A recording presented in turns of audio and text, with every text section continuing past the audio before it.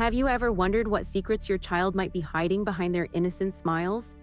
In the hustle and bustle of everyday life, it's easy for things to slip past our busy eyes, things that could forever shape their young hearts and minds. This is the story of Kobe, a bright and playful boy whose life took an unexpected turn when trust was misplaced. Parents, this story isn't just about Kobe. It's a wake-up call for all of us to listen more closely and be present in our children's lives. What Kobe went through might make you pause and rethink how we protect, guide, and love our kids. Kobe was only 10 years old when she started doing things that he didn't understand, like playing a new game that was completely different from the ones he played with his school friends. In primary school, he loved playing soccer and reading books, but most days he came home to an empty house because his parents were constantly working. Mr. and Mrs. Omari ran a large shop in the local market, and they worked hard every day to earn money and provide for Kobe's needs. The school bus dropped him off at home every day at around 3 o'clock in the afternoon. He grumbled one evening, "We're sorry, Kobe, but it's only for 3 hours." His mother responded, "We have to work hard to pay for your school fees and other needs." He was left alone at home till 6 o'clock in the evening when she returned from the market. Even though Kobe understood, he occasionally wished they had more time for him. One day, Mrs. Omari had a thought. "Kobe," she said, "why don't we ask Auntie Merera, our neighbor who lives next door, to look after you until we come home?" Auntie Merera was their neighbor, a woman in her. Kobe admitted that he knew Auntie Merera well, who was a spinster, single, in her late 20s. She was always happy and kind, so Kobe's parents trusted her. With his consent, Kobe began staying at Auntie Merera's house whenever he returned from school. Auntie Merera's house was small but tidy, and she always greeted Kobe with a plate of food and a warm smile. She would frequently ask Kobe how school went today, and at first, Kobe felt that Kobe was a bit reserved at first, but over time, Auntie Merera's cheerful demeanor and delightful stories helped him feel more at ease. She was incredibly generous, purchasing cartoons and other enjoyable children's films for him to watch on her small TV. Eventually, she gifted him a Game Boy, which he adored. "Kobe, this is for you," Auntie Miracle said gently, offering him the toy with a warm smile. Although Kobe was initially hesitant and shy to take it, she encouraged him, saying, "Kobe, you are the younger brother I always wished for. I will get you anything you desire." Kobe expressed his gratitude with a full heart as he took the Game Boy. However, everything changed. From that moment on, it all began one Tuesday afternoon after Kobe came back from school. While he was with Auntie Merera, she offered to teach him a new game. "This game is just for the two of us, Kobe. No one else is permitted to play or know about it," she said softly, almost in a whisper. But Kobe couldn't grasp the game at all. Auntie Merera made him understand things and carry out actions. Method beyond his time, she led his hand to explore her body, which greatly confused Kobe. What was even more confusing to Kobe were the sounds Auntie Merera made and her facial expressions as she played the alleged game. Halfway through, he interrupted, saying, "Auntie, I don't like this game." A worried and traumatized expression covered his face. "Don't worry, Kobe. Little by little, you will come to enjoy this game," she assured him, delicate and overly innocent. And he never truly comprehended the expression of joy or delight Auntie Merera had whenever they played this fictitious game. Over time, Kobe began to dread visiting Auntie Merera's house. On days like Fridays when school ends earlier than usual, he would wait for hours in school after the closing bell before leaving for home. He would also drag his feet slowly on the road in an attempt to arrive home late one day after playing with Auntie Merera once more. Kobe felt compelled to inform his parents immediately. He was afraid, though, and he was hesitant to tell them why. Eventually that night, Kobe approached his mother in the kitchen and said, "Mommy, I want to tell you something." He began slowly, almost whispering, "What is it, Kobe?" Mrs. Omari turned her head quickly from the kitchen sink and asked, her response tinged with impatience, "It's about Auntie Merera, Mommy." Mrs. Omari interrupted him before he could say anything more. Kobe in the middle. "Kobe, I called your name how many times?" she asked, her face displaying annoyance. "I know we aren't always there for you, but Auntie Merera is filling that gap for the time being. Don't worry, you will grow to like her, and you two will become friends. Kobe, your dad and I work hard and tirelessly to give you the best life we can afford." As she gave her son a head pat, Mrs. Omari said, "Mommy, no buts." Kobe, Mrs. Omari interrupted. "So go back to your room, finish your assignment, and please don't bring up this subject again, Mommy." Kobe responded somberly as he turned and left the kitchen that evening. Kobe sat in his room and sobbed in private because no one wanted to hear him. He didn't understand what Auntie Merera was doing to him, and now even his own parents didn't have time for him. However, Kobe had no idea that his problems were just beginning, because the very next morning, when he woke up from sleep, he discovered that he had peed on the bed. While he had stopped bedwetting since he was a toddler, Kobe was shocked and tense. Additionally, he didn't drink too much water the night before Warren. Could this be because of the game Auntie Merera plays with me? As he reflected, Kobe realized that, worse yet, he was unable to tell his parents for fear of his mother's punishment. She was a strict disciplinarian anyhow. Although Kobe was able to cover up the mattress and change his clothes before anyone else could see, the bedwetting problem lasted for days.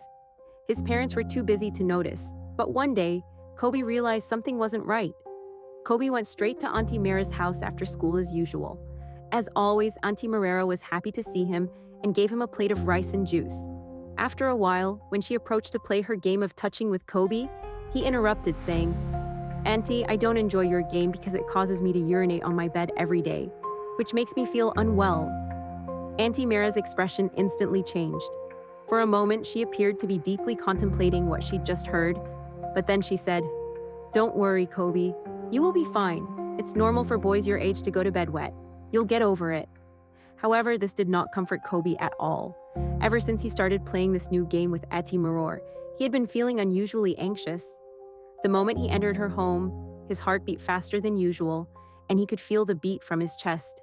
He sincerely wished that his parents would begin returning from work early, in order to discontinue all of these symptoms as soon as possible, which began to impair his focus in class. One of the best students in the class, Kobe, was unable to focus on his studies and no longer enjoyed playing in the school field during recess with his friends. Kobe would simply sit in a corner and daydream, picturing Auntie Merera's body constantly. His teacher quickly noticed this new behavior from Kobe. Mrs. Anichi was a kind and easy-to-rate teacher who was adored by all of the students for her kindness and playfulness. However, she possessed a unique talent that allowed her to quickly identify when a student was sad or experiencing a mood swing. This one quality allowed her to connect with the students. After observing Kobe for some time, Mrs. Eni knew something was amiss. Once a lively and fun-loving boy, he was now primarily distracted and depressed. One day, after teaching in class, she asked Kobe to wait behind and visit her at her desk. "Is there anything wrong?" Kobe asked. "You look lost these days." He stood in front of her desk, his head bowed in shame, unsure whether or not to tell Mrs. Eni. "No, Ma, everything is fine." After a few awkward silences, Kobe lied. Mrs. Anichi began by saying, "If you are having any personal difficulties, please share." When Kobe returned home, he hoped that his parents would have returned so he wouldn't have to go to Auntie Merera's house. But everything was the same. He stayed at Auntie Merera's house, and as usual, she played her game. But something really odd happened this time around. Eventually, she dismissed Kobe, but Auntie and Kai weren't convinced. She had actually confirmed that Kobe was hiding something too big that he was afraid to open up, engaging in her game. When Kobe saw that his genital organ had become rigid and stood erect, he became terrified and vowed to open up to Auntie and Kai the following day. At school, after a lesson, he went straight to Auntie and Kai's desk, and with their heads lowered in shame, he started talking to Auntie. Auntie wore a very serious and reassuring expression, and Kai leaned closer to pay closer attention. "I have something to tell you."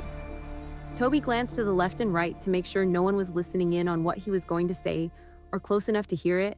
Then he leaned closer to Mrs. Anichi and whispered in her ear, "Our neighbor, Auntie Merera, manipulates me and forces me to do things I can't explain." And to her surprise, Andy listened intently as Kobe described his experience. "You've done well, Kobe," and Kate began by expressing hope that you don't need to feel sorry for yourself, my boy. No one should have to endure what you have under Auntie's control. Merera. For the first time in weeks, Kobe was relieved that someone had actually heard him and was prepared to assist him. But he was also afraid because he had no idea what Auntie was doing. "Don't worry, I'll do everything in my power to help you." When Mira learned that Auntie and Kai had hurriedly met with the headmistress and a few members of the school board, they all agreed that the situation was serious and required immediate attention. The school authority then called Mr. and Mrs. Omari to The very next day, Mrs. Omi sat in the headmistress's office looking very impatient Noah and asked anxiously if Kobe had gotten into any trouble for the new development. Please take a seat. What we are going to talk about is much worse. As she led them into her office, the headmistress said, Mr. and Mrs. Kobe, your son told us about a tragic event involving your neighbor.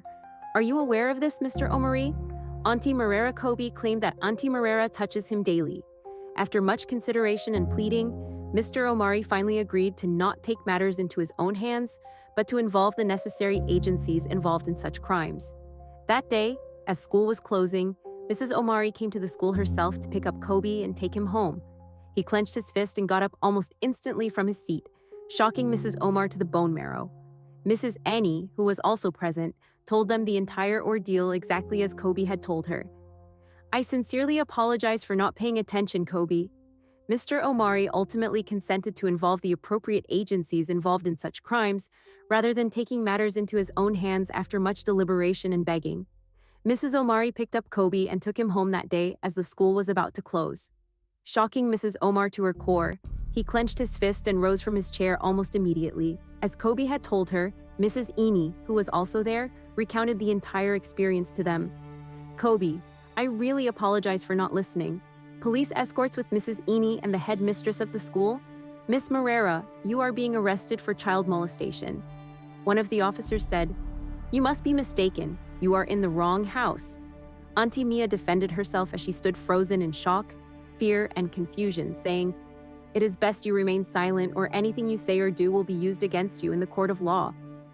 While Kobe was too afraid to leave his room, he stayed inside. He heaved a great sigh of relief as he watched Auntie Merera being led out of the compound and placed in the police van. From that day on, Kobe's parents began to pay more attention to him. They took turns picking him up from school every day and staying with him at home.